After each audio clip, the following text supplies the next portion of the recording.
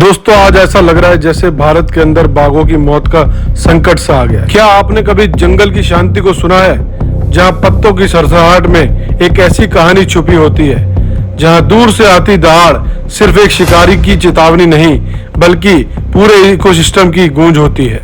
लेकिन क्या हो अगर वो दहाड़ धीरे धीरे हमेशा के लिए खामोश होती जा रही हो। जी हाँ, मैं बात कर रहा हूँ भारत के राष्ट्रीय गौरव बाघ की, उस शेरदिल जानवर की जो अब खुद ही इंसानी लालच, लापरवाही और विकास की अंधी दौड़ का शिकार बनता जा रहा है। 2025 के सिर्फ पहले 6 महीने में भारत ने अपने 21 बाघों को खो दिया। मतलब हर 2 दिन में एक बाघ मर रहा है। ये सिर्फ आंकड़े नहीं, ये चीखते हुए सबूत हैं कि कहीं ना कहीं हमसे बहुत बड़ी चूक हो रही है। इन 91 में से 24 बाघों की मौत अवैध शिकार और तस्करी में हुई है। टाइगर की खाल, हड्डियां, दांत और पंजे सब कुछ अंतर्राष्ट्रीय मार्केट में कीमती बन चुका है। एक बाघ मारा जाता है, उसकी हड्डियां चीन के पारंपरिक मेडिसिन में बिकती हैं और हम जंगल के एक राजा को खो देते हैं। और ये सब एक बंदूक की गोली नहीं, हमारी चुप्पी से होता है। बाघों की मौत का दूसरा बड़ा कारण है मानव वन्य जीव संरक्षण।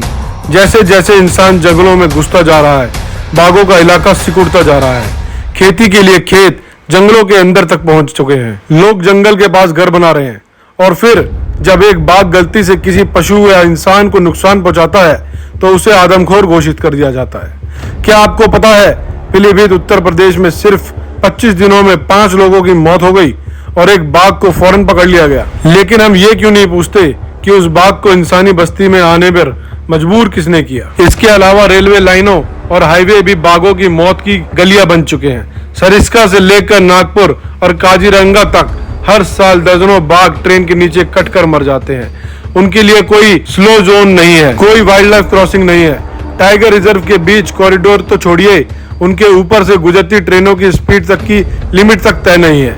और फिर आते हैं प्राकृतिक कारण, बीमारी, भूख, बूढ़ा होना।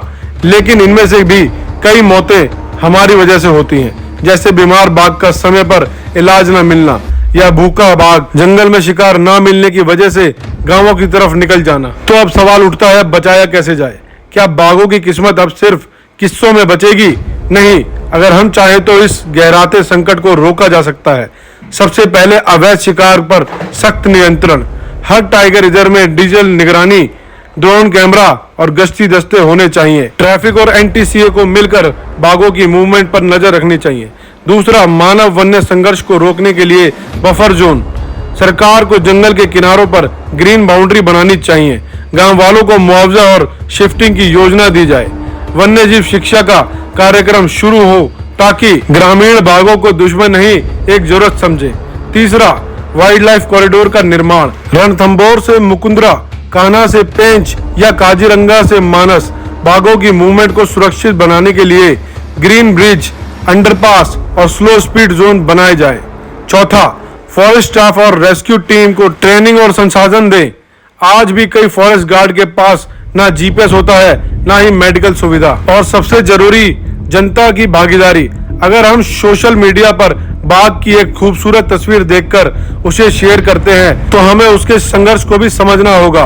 बाघों को बचाने की लड़ाई सिर्फ वन विभाग की नहीं, ये हम सबकी जिम्मेदारी है। स्कूलों में बाघ संरक्षण को पाठ्यक्रम का हिस्सा बनाया जाए।